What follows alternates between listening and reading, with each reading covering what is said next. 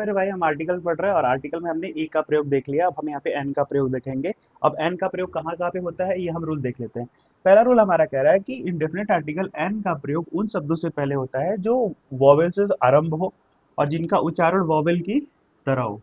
यानी कि ऐसे ऐसे वर्ड, ऐसे शब्द, ऐसे वर्ड जिनका आरंभ हमारा आर्टिकल यानी कि वॉवेल से हो। जैसे पहला लेटर इसका ई है, यानी कि vowel A, E, I, O and you.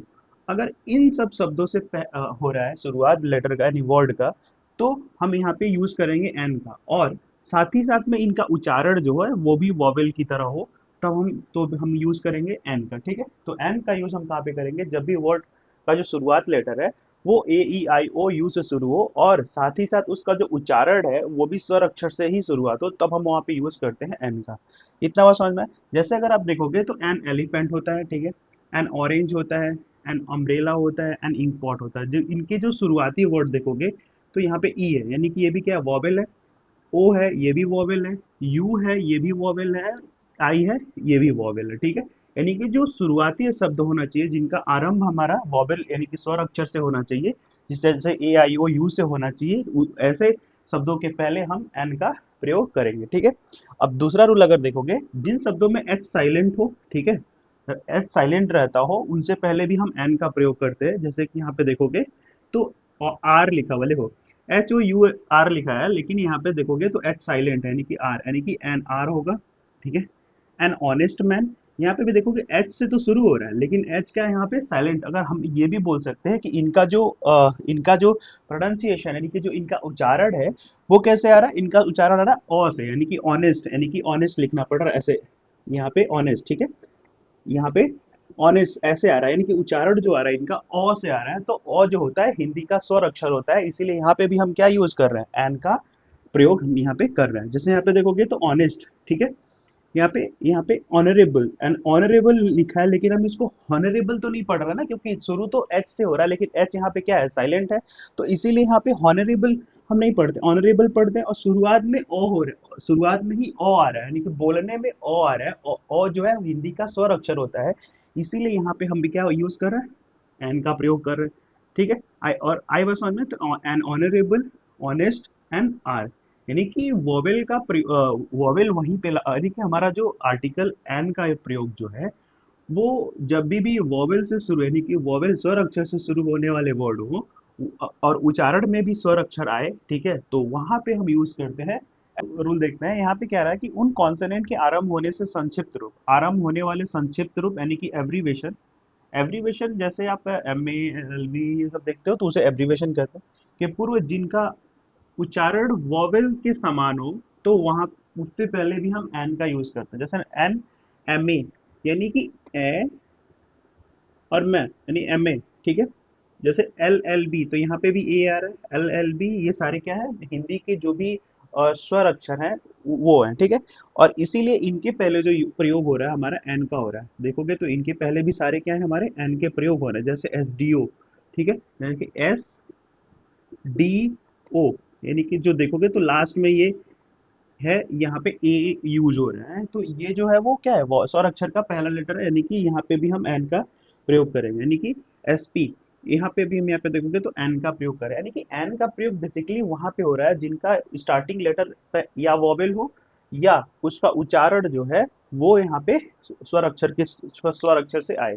तो ऐसी जगहों पे हम क्या कर रहे हैं? एन का प्रयोग कर रहे हैं। ठीक है, उच्चारण के साथ साथ उसको हमें ये भी देखना है कि जैसे मान लो कोई वर्ड है, अगर वो स्टार्टिंग लेटर उसका वॉवेल है तो हम यूज करेंगे, लेकिन उसके साथ साथ उसका उच्चारण भी देखेंगे कि क्या इसका उच्चारण जो है इसका, यानी कि जो इसका प्रोनाउंसिएशन है वो क्या स्वर अक्षर आ रहा है, यानी कि स्वर अक्षर हिंदी के स्वर अक्षर में आ रहा है। तो इस अगर ऐसे हो रहा है तो हम यहाँ पे एन का प्रयोग करने वाले हैं। ठीक है, आई बात समझ में? तो अभी हम सारे रूल्स देख लेते हैं एक एक करके, उसके बाद हम ढेर सारे एक्सरसाइज भी करेंगे, वर्कशीट भी करेंगे। ठीक है, जिससे आपने सारे रूल देख लिए, अब हम करेंगे द का प्रयोग कैसे करते हैं, इसके भी हम एक एक रूल देख लेते हैं और फिर बाद में हम यहाँ पे सबका कंबाइन एक्सरसाइज एक साथ करेंगे। ठीक है, तो ए का प्रयोग यानी हमने देख लिया, एन का प्रयोग देख लिया, अब बारी हमें द का प्रयोग देखने का। तो द का प्रयोग कहाँ होता है? द का प्रयोग उस समय होता है जब किसी खास यानी कि पर्टिकुलर व्यक्ति या वस्तु तथा जिसका उल्लेख पहले हो चुका हो, जिसके बारे में वक्ता भली भांति परिचित हो, ठीक है। उसके बारे में अगर हम बात करें तो यहाँ पे हम द का प्रयोग करते हैं, ठीक है। यानी कि ऐसे चीज जिसके बारे में आपको पहले से ही पता हो, यानी कि आप उससे परिचित हो, उसके बारे में जब हम बात करते हैं तो हम यूज करते हैं द। यानी कि यहाँ पे देखोगे, the book you want is a print out, यानी कि द बुक यू वांट, यानी कि जो बुक आपको चाहिए वो प्रिंट आउट होने के लिए चली गई है, ठीक है। प्रिंट आउट ऑफ प्रिंट है ना। यहाँ पे कह रहा है कि the book you want is out of print, ठीक है। यानी कि आप उस बुक के बारे में पहले से आपको पता है, ठीक है। दूसरा एग्जांपल अगर देखिए, द बॉय, यानी कि वो लड़का, यानी कि द बॉय यू सी, जिसको आप देख रहे हो वो मेरा बेटा है, इज माई सन, ठीक है। The boy you see is my son, यानी कि इस लड़के के बारे में आप पहले से पता है आपको, यानी कि इस लड़के को आप जो देख रहे हो वो मेरा लड़का है, यानी कि यहाँ पे उसके बारे में पता है, इसीलिए हम यहाँ पे प्रयोग कर रहे हैं द बॉय, है ना।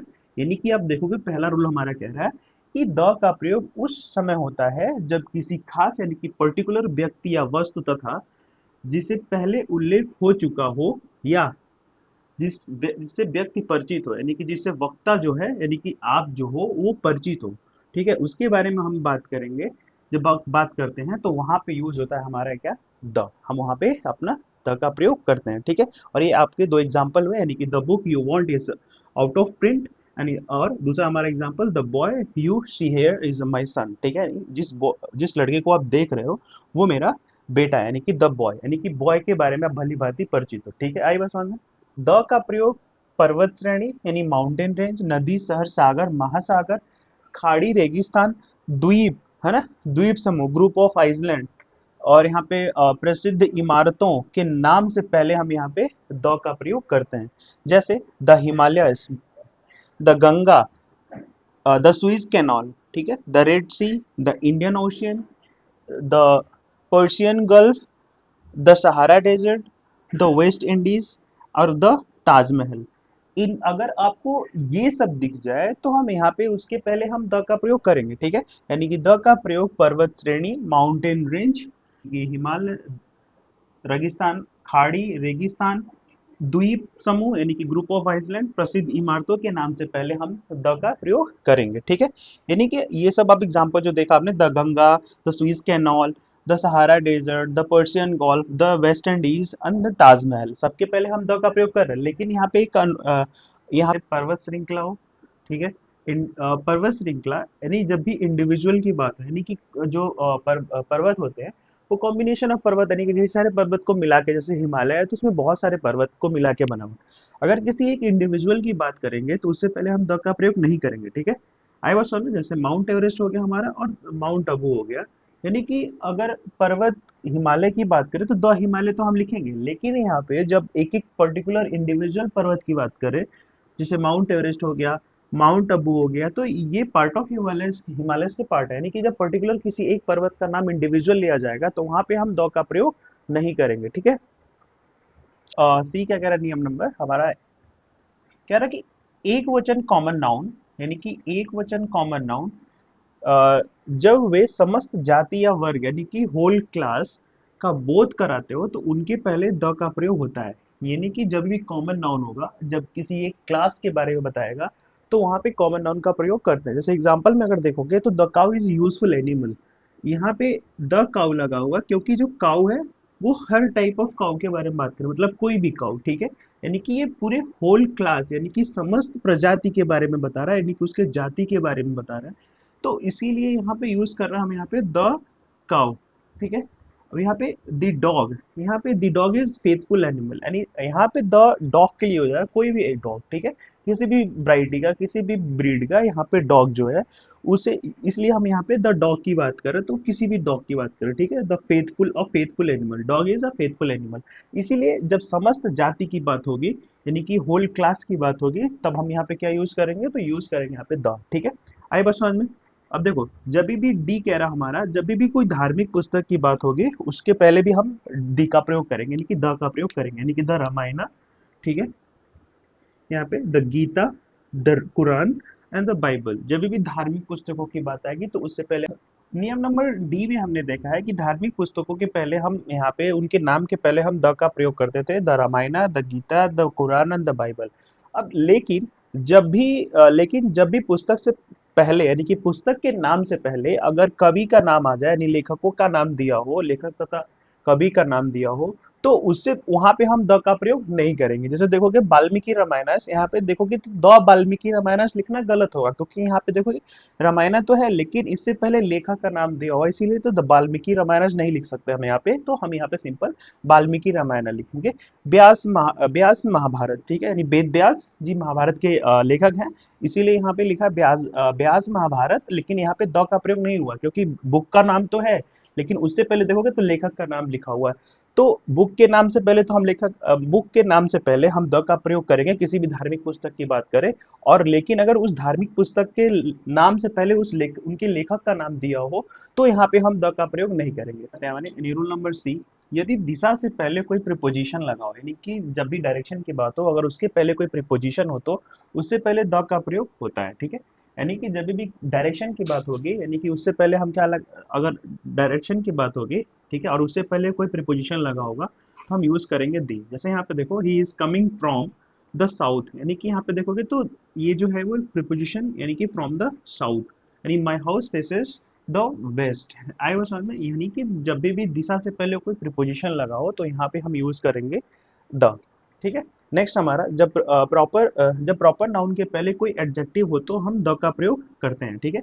जब भी प्रॉपर नाउन से पहले कोई एडजेक्टिव लगा हो तो हम यहाँ पे द का प्रयोग करेंगे। अगर आप एग्जाम्पल में देखोगे तो द ग्रेट शेक्सपियर लिखा हुआ है, यानी कि यहाँ पे जो ग्रेट है वो शेक्सपियर की यहाँ पे एडजेक्टिव है, यानी ग्रेट जो है एडजेक्टिव है, और उससे ये प्रॉपर नाउन से पहले, यानी कि the Shakespeare is proper noun, और उससे पहले यहाँ पे लगा हुआ है ग्रेट, यानी कि ये हमारा एडजेक्टिव है, सॉरी एडजेक्टिव है, तो इसलिए यूज हो रहा है यहाँ पे द, यानी कि द ग्रेट शेक्सपियर, ठीक है। देखोगे तो द इमोर्टल गांधी, यानी कि जो गांधी जी है वो अमर है, यानी कि द इमोर्टल गांधी, यानी इमोर्टल क्या है, तो गांधी जी के बारे में बता रहा है, यानी कि ये एडजेक्टिव है, तो इसीलिए प्रॉपर नाउन से पहले एडजेक्टिव अगर है तो उससे पहले हम यहाँ पे द का प्रयोग करेंगे, ठीक है। आई बात समझ में? जी, कह रहा है यहाँ पे समाचार पत्रों के नाम से पहले हम द का प्रयोग करते हैं, जैसे the Hindustan time, the times of India, ठीक है। जहाज या वायुयानों के नाम से पहले हम यूज करते हैं, जैसे द ताज एक्सप्रेस और द इंडिको, डन। कुछ प्रांतों और देशों तथा भौगोलिक नामों के पहले हम द का भी प्रयोग करते हैं यहाँ पे भी, यानी कि the Punjab, the Deccan and the United state of America, ठीक है। तो यहाँ पे हम भी द का प्रयोग केवल एक ही होता है, यानी कि कुछ वस्तुओं से पहले जो केवल एक ही होता है वहां पे भी हम द का प्रयोग करते हैं, यानी देखोगे the sun, the moon, the earth, the sky, the equator, यानी कि यहाँ पे कह रहा है कि जो पूरे यूनिवर्स में एक ही होता है उससे पहले हम यहाँ पे द का प्रयोग करते हैं, यानी कि जो वस्तुएं केवल एक ही होते हैं पूरे यूनिवर्स में वहां पे हम द का प्रयोग करते हैं, ठीक है। अब दूसरा देखो क्या रहा कि एडजेक्टिव के पहले द का प्रयोग होता है, ठीक है, एडजेक्टिव के पहले द का प्रयोग होता है, उस एडजेक्टिव के बाद कोई भी नाउन नहीं लगाया जाता है, ठीक है। ऐसे अवसर पर एडजेक्टिव नाउन ऑफ मल्टीट्यूड, यानी कि यहाँ पे समूहवाचक संज्ञा का काम करता है और विशेषण का काम नहीं, यानी कि द रिच, यानी कि the rich should be help the poor, है ना। यानी कि द रिच का मतलब, यानी कि वो पर्सन की बात कर रहा है, यानी कि पुअर पीपल्स, है ना, या फिर द रिच पीपल्स। इसीलिए यहाँ पे जो एडजेक्टिव है द रिच, ये जो काम कर रहा है वो काम कर रहा है यहाँ पे नाउन का काम कर रहा है, और यहाँ पे द पुअर, है ना, यहाँ पे भी ये नाउन का काम कर रहा है, तो यहाँ पे देखोगे द का प्रयोग हुआ है, यानी कि द रिच लोग, यानी the rich person and the poor person, ठीक है। यानी कि एडजेक्टिव के पहले द का प्रयोग होता है और उसका एडजेक्टिव के बाद कोई भी नाउन नहीं आता, ठीक है।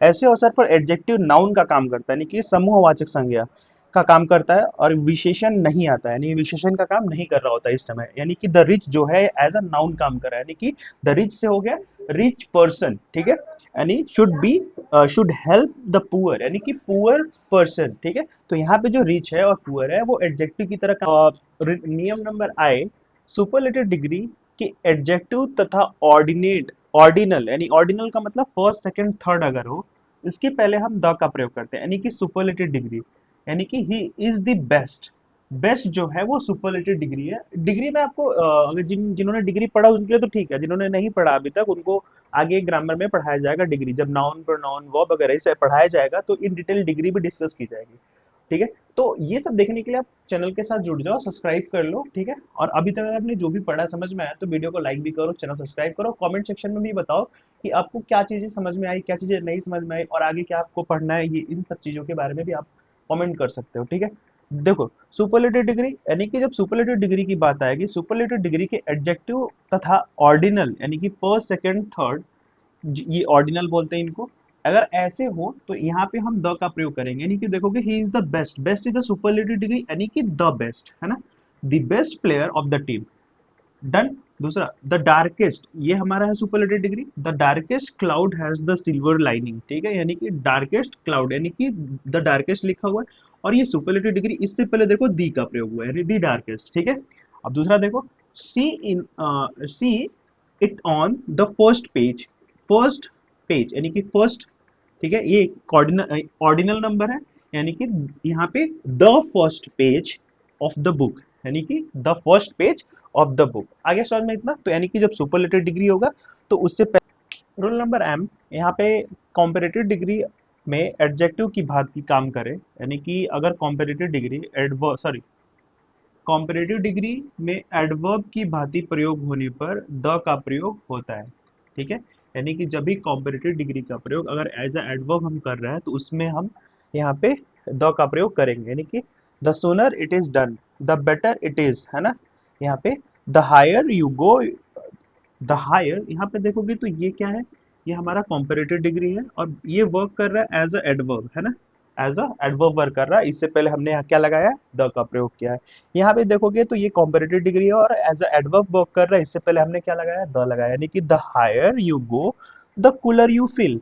यहाँ पे देखोगे कॉम्पेरेटिव डिग्री कूलर, उससे पहले हमने द का प्रयोग किया है, ठीक है। यानी कि एज ए एडवर्ब काम कर रहा है, comparative degree as a adverb काम कर रहा है, तो उससे पहले हम क्या लगा रहे हैं, द लगा रहे हैं। देखो, द बेटर इट इज, यहाँ पे द लगा हुआ है, the sooner it is done, यहाँ पे भी हमने क्या लगाया, द लगाया। जब यहाँ पे कॉम्पेरेटिव डिग्री एडवर्ब की तरह काम करे तो हम यहाँ पे उससे पहले द का प्रयोग करते हैं, ठीक है। आगे समझ, नियम नंबर एन और रूल नंबर एन हमारा है, ऐसे प्रॉपर नाउन, ठीक है, ऐसे प्रॉपर नाउन के पहले जिनका प्रयोग कॉमन नाउन की भांति हो रहा हो तो हम यहाँ पे द का प्रयोग करेंगे। ऐसे प्रॉपर नाउन जिनका प्रयोग as a common noun use हो रहा हो तो यहाँ पे हम द का प्रयोग करेंगे, यानी कि देखो, the Kalidas is the Shakespeare, यानी कि यहाँ पे शेक्सपियर यानी कि कवियों की बात हो रही है, तो Kalidas is the Shakespeare of the India, यानी कि द शेक्सपियर इज अ, यहाँ पे कालिदास, यहाँ पे कवियों के बारे में बात हो रहा है, यानी कि कवि का जो शेक्सपियर जैसे कवि हैं, यानी कि कालिदास जी जो है वो शेक्सपियर हैं इंडिया के, यानी कि यहाँ पे कवियों की बात हो रही है, यानी कि पूरे कवि यानी कि कॉमन नाउन की बात हो रही है, तो इसीलिए यहाँ पे द शेक्सपियर लगा हुआ है, ठीक है। यानी कि Kashmir is the Switzerland of India. अब द स्विट्जरलैंड यानी कि यहाँ पे इसके स्विट्जरलैंड की खूबसूरती, सौंदर्य और वहाँ के वातावरण को डिफाइन कर रहा है, इसीलिए यहाँ पे द स्विट्जरलैंड, यानी कि जो प्रॉपर नाउन है वो यहाँ पे कॉमन नाउन की तरह काम कर रहा है, तो इसीलिए हम यहाँ पे क्या कर रहे हैं, द का प्रयोग कर रहे हैं, ठीक है। इतनी बात समझना है, यानी कि Kashmir is the Switzerland of India, यानी कि the Switzerland of India, the का प्रयोग होने से वहाँ की व्यक्तियों का बोध होता है, यानी कि अगर कोई लैंग्वेज जैसे इंग्लिश, फ्रेंच, ग्रीक, अगर इनके पहले अगर हम द का प्रयोग कर देते हैं तो वो वहाँ के व्यक्तियों को दर्शाता है, और सिंपल इंग्लिश लिखते हैं तो वहाँ के लैंग्वेज यानी भाषा के बारे में बताता है। तो जब भी आप द इंग्लिश लिखोगे यानी कि द इंग्लिश मतलब द इंग्लिश पीपल, है ना, द फ्रेंच पीपल यानी कि द फ्रेंच लिखोगे तो इसका मतलब होगा द फ्रेंच पीपल, वहाँ के लोग, द ग्रीक पीपल, आए समझ में। तो जब जैसे ही हम किसी भाषा यानी कि किसी के यहाँ पे इंग्लिश, फ्रेंच और ग्रीक, अगर इसके आगे हम द का प्रयोग कर देते हैं तो वो वहाँ के व्यक्तियों के बारे में, जब भी उस वहाँ के व्यक्तियों के बारे में बात हो करना होगा तो आप the English, the French, the Greek लगाएंगे, ठीक है। और भाषा अगर द नहीं लगाते, सिंपल इंग्लिश लिखते तो वहाँ के भाषा को बताता है, ठीक है। यानी कि नियम नंबर पी जो हमारा है, ऑल और बोथ के पश्चात यानी प्राय द का प्रयोग हम यहाँ पे करते हैं, जैसे ऑल द मैन कम, ठीक है, both the friend were there, ठीक है। यानी कि ऑल और बोथ के बाद जो है हम यहाँ पे द का प्रयोग करते हैं, ठीक है। अब दूसरा देखो, कुछ ऐतिहासिक घटनाओं से पहले भी हम द का प्रयोग करते हैं, जैसे the French revolution, the independence day, ठीक है। यानी कुछ ऐतिहासिक घटनाओं के बाद भी हम यहाँ पे द का प्रयोग करते हैं। आर, सरनेम यानी किसी के सरनेम के बाद भी हम यहाँ पे द शर्मास, यानी कि यहाँ पे जो होगा वो the Sharmas family, the Varmas family, ठीक है। तो यहाँ पे भी हम क्या करेंगे, द का प्रयोग करेंगे, ठीक है। तो इस तरीके से हमने द ए एन डी का यूज देख लिया है, अब एक्सरसाइज करेंगे। ठीक है, और अभी तक आपको पढ़ाया हुआ समझ में आ रहा है, तो आप बस आपको करना क्या है, चैनल के साथ जुड़ जाना है। चैनल को सब्सक्राइब करना है, वीडियो को लाइक करो और कमेंट भी करो कि आपको कौन सा टॉपिक और भी आगे पढ़ना है। ठीक है, कौन सा टॉपिक पहले पढ़ना है। ठीक है, आपको कौन सा समझ में आ रहा है, कौन सा नहीं समझ में आ रहा है, आपको दिखाई दे रहा है कि नहीं दे रहा है, तो आप ये कमेंट सेक्शन में कमेंट कर सकते हो। ठीक है बेटा।